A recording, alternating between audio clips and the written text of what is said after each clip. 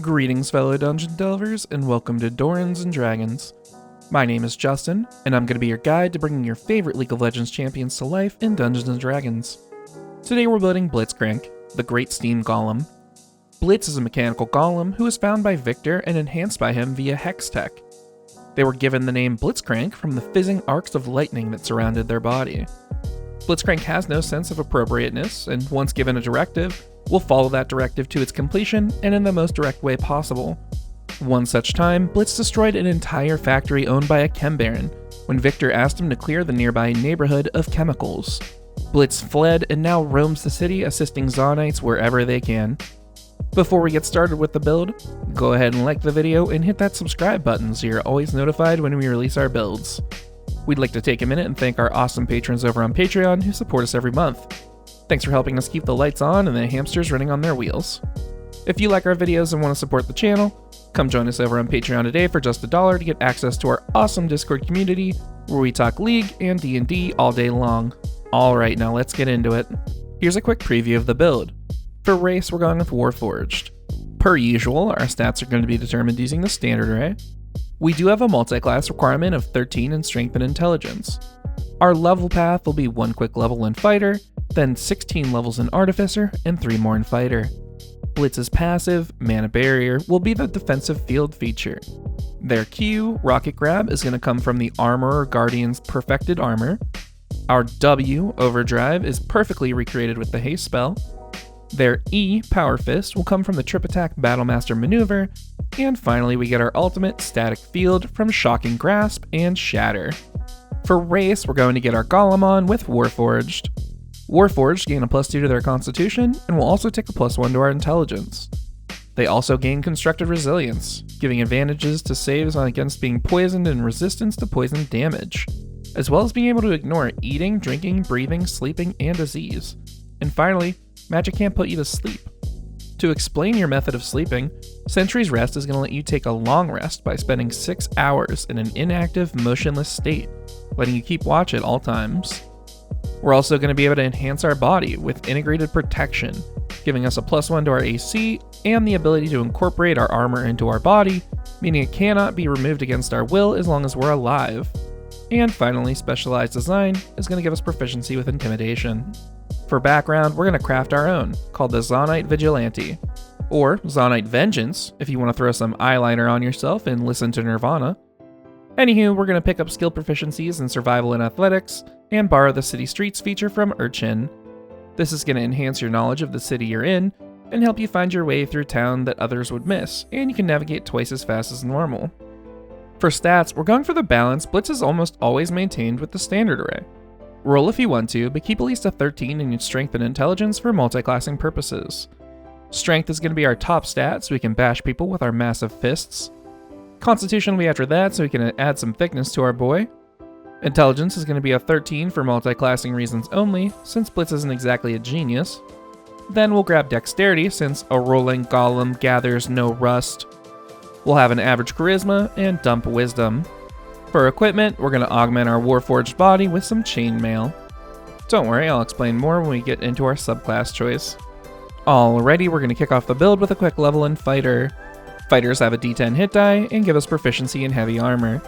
We'll also get skill proficiencies in Insight and Perception. On top of that, we get to choose a fighting style. We'll enhance our AC with Defense, bumping it up by 1 as long as we're wearing our armor, which will be all the time. Our final level 1 fighter feature is Second Wind, giving us a bonus action heal once per rest that'll restore 1d10 plus your fighter level in hit points.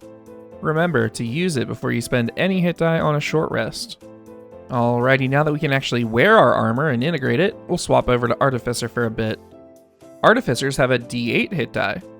We also get Magical Tinkering, letting us imbue a little bit of magic into a mundane object, letting it emit a light, play a sound, or message, or show a visual effect.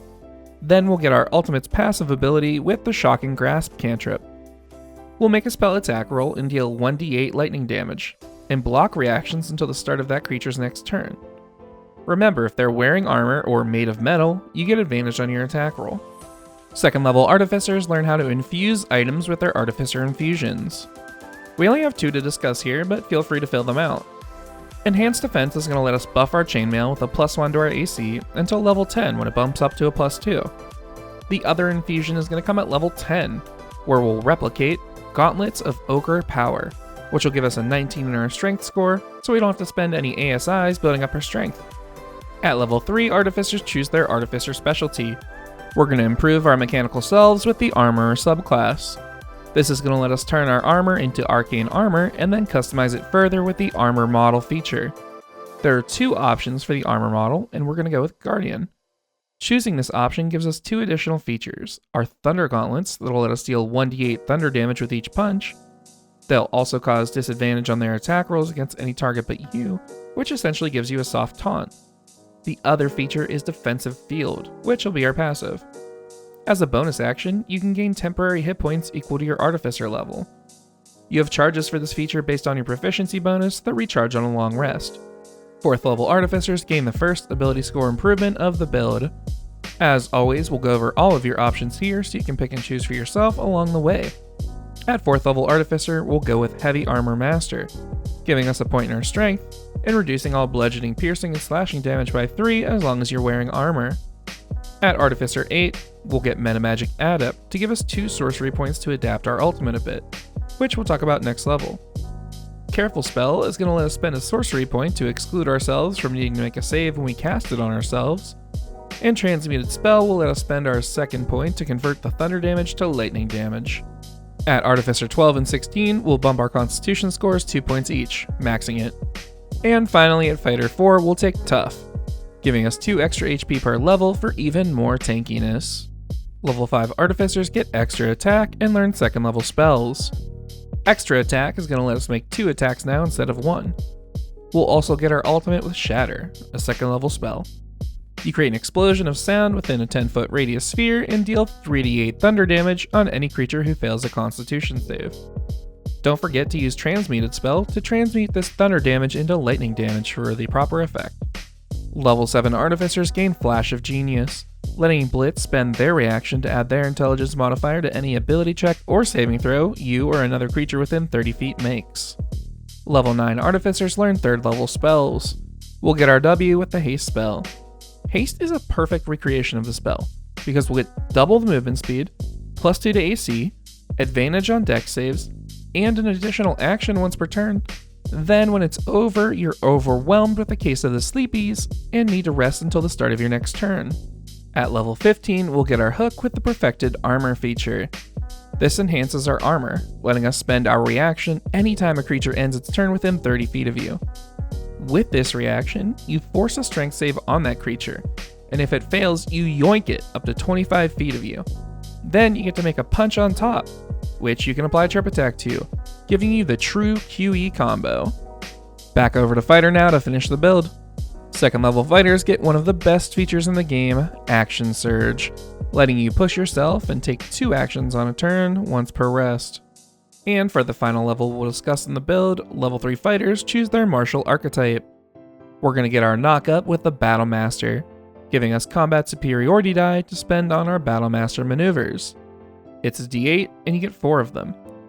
Trip Attack is going to let you force a strength save on the creature you hit. Add the die roll to the damage you deal to it, and then knock that creature prone. Alright, now that we've completed the build, let's see how we did. First the good. 6 hooks per long rest. Once per round if you want. Enough said. Just like your boxing skin, you pack a punch and can take a hit. Now the bad. We don't have much range with this build. Also, we're keeping the intelligence low by design, but it will impact some of your features. So, what'd you think? I've included a link to this build via D&D Beyond in the description below, as well as Amazon links to the books used in this build. If you enjoy this type of content, please consider supporting us on Patreon. We have a few awesome rewards, and you get access to our great Discord community. We plan on churning out one League Champion build every week. Thanks for watching, and hopefully we'll catch you on the Rift, or in the Forgotten Realms.